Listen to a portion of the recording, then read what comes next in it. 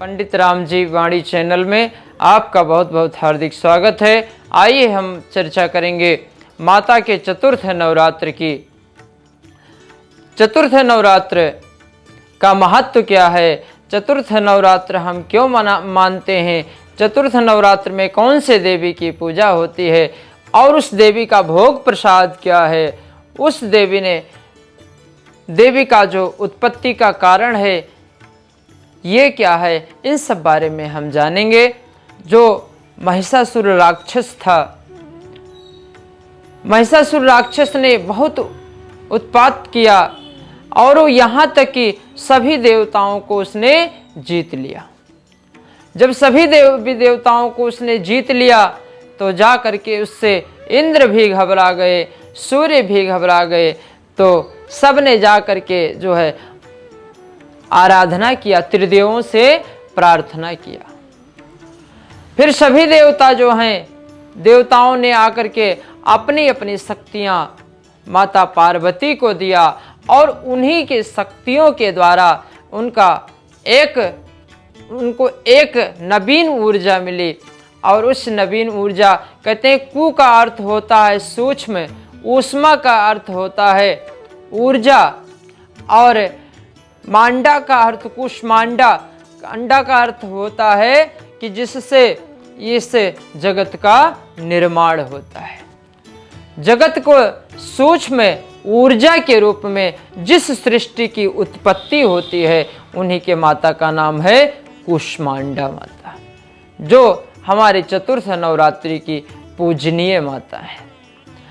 और कहते हैं कि माता के तेज से, माता के अंदर इतना तेज आ गया कि इनके तेज से देवताओं की और दैत्यों की दोनों की उत्पत्ति हुई। जब दोनों की उत्पत्ति हुई तो माता का कार्य क्या था कि दुष्टों का तो विनाश करना और जो सज्जन थे उनकी रक्षा करना। देवताओं की मां रक्षा करती थी, पर जो दैत्य थे, नकारात्मक शक्तियां जिनके अंदर थी, उनका संहार करती थी माता। और नकारात्मक शक्तियों का संहार करना ही कुष्मांडा माता का जन्म लेने का, उत्पत्ति लेने का, होने का यह मुख्य रूप से कारण था। और उसके बाद में जब सभी देवताओं ने अपनी अपनी शक्तियां दे दी तो माता फिर अष्टभुजी रूप में माता की उत्पत्ति हुई। और माता के ने जो है एक हाथ में गदा, त्रिशूल, खड्ग, पास, कमंडलू, अमृत से भरा कमंडलू, कलश, चक्र आदि से मां सुशोभित थी अष्टभुजाओं में। और इनको देख करके महिषासुर बहुत भयभीत हुआ और फिर महिषासुर का मर्दन करने के बाद महिषासुर ने जो इंद्र का सिंहासन ले लिया था, सब कुछ छोड़ दिया और माँ के चरणों में गिर पड़ा इस प्रकार से। और कहते हैं कि माता ने सदैव सकारात्मक शक्तियों का संचार किया है और जो नकारात्मक शक्तियां थीं उनका संहार किया है। एक कुष्मांडा माता की उत्पत्ति का कारण है। कुष्मांडा माता का बीज मंत्र है ओम ऐं ग्रीं क्लीं चा कुष्मांडाय नमः।